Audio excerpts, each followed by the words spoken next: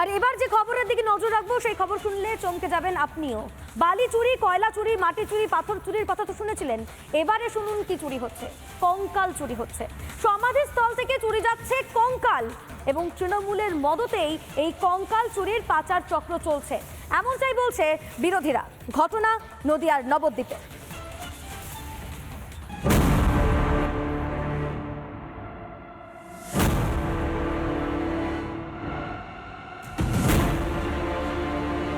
নদিয়ার নবদ্বীপ মহাশ্মশান ঘাটে আসলে মৃতদেহের শান্তি হচ্ছে না। তার কারণ এই যে গর্তগুলো, এখানে সনাতনী ধর্মের যে সমস্ত তথাকথিত গুরুদেব বা ধর্মীয় ব্যক্তি আছে তাদেরকে দেহ দাহ না করে এই গঙ্গার পারে নির্জন জায়গায় তাদের দেহগুলো সমাধিস্থ করা হতো, যেটা বিজেপির তরফ থেকে একাধিকবার অভিযোগ করছে যে রাতের অন্ধকারে তৃণমূলের গুন্ডা বাহিনী তারা এই মৃতদেহ পর্যন্ত চুরি করে নিয়ে যাচ্ছে। যে সমাধি দেওয়া হয় সেই সমাধি থেকে এখানকার দেহগুলি দিনের পর দিন পাচার হয়ে যাচ্ছে। শতক বডি এখানে নেই, মানে যেভাবে করে গর্তগুলো থেকে তুলে নিয়েছে সেই গর্তগুলো যেভাবে পড়ে রয়েছে। অভিযোগ, দীর্ঘদিন ধরেই নবদ্বীপ মহাশ্মশানের পাশের সমাধি থেকে চুরি হচ্ছে কঙ্কাল। কঙ্কালের গায়ে লেগে থাকা পচনশীল অংশ ছাড়িয়ে গাছে বেঁধে রাখছে দুষ্কৃতীরা, কিন্তু শ্মশান কর্তৃপক্ষ নাকি কিছুই জানেন না। সমাধি করতে আসে এবং ওরা এসে খবর দেয় যে এরকম সমাধিতে দুটো গর্ত দেখা যাচ্ছে এবং সেখানে নাকি বডি নেই রয়েছে, এবং আমরা সঙ্গে সঙ্গে থানায় জানাই। থানা থেকে রাত্রে পুলিশ যায়, ওখানে হয়তো অসৎ উদ্দেশ্যে নিয়ে কেউ বা কারা গর্ত করে রেখেছে দুটো সমাধিতে। সত্যি কি শ্মশান কর্তৃপক্ষের অজান্তেই দিনের পর দিন চুরি হতো কঙ্কাল? এখানে পৌরসভার পেড সার্ভিসের মাইনে দেওয়া লোকজন থাকে। তারা কোন দলের? তারা সমস্ত তৃণমূল কংগ্রেসের, আর স্বাভাবিকভাবেই তৃণমূল কংগ্রেস এটার সঙ্গে যুক্ত আছে। যদি এটা সঠিক তদন্ত হয় তাহলে এই শ্মশানের বডির যে টাকা সেটাও সরাসরি দেখা যাবে কালীঘাট পর্যন্ত নবদ্বীপ শ্মশানের টাকা যাচ্ছে। অভিযোগ পেয়ে ঘটনার তদন্তে নেমেছে নবদ্বীপ থানার পুলিশ।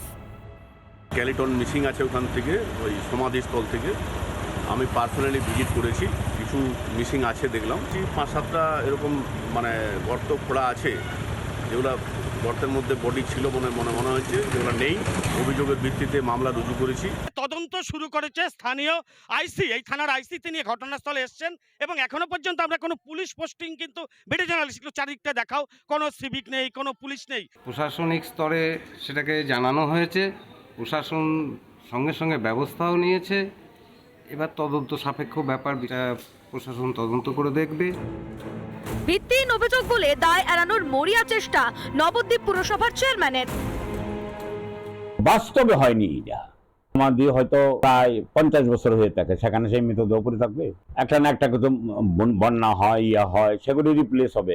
এখন যে ঘটনা, আসলে আমরা প্রাচীর দিচ্ছি চারিপাশে, এই খোঁড়া থেকে দু একটা হাড় বেরিয়েছে।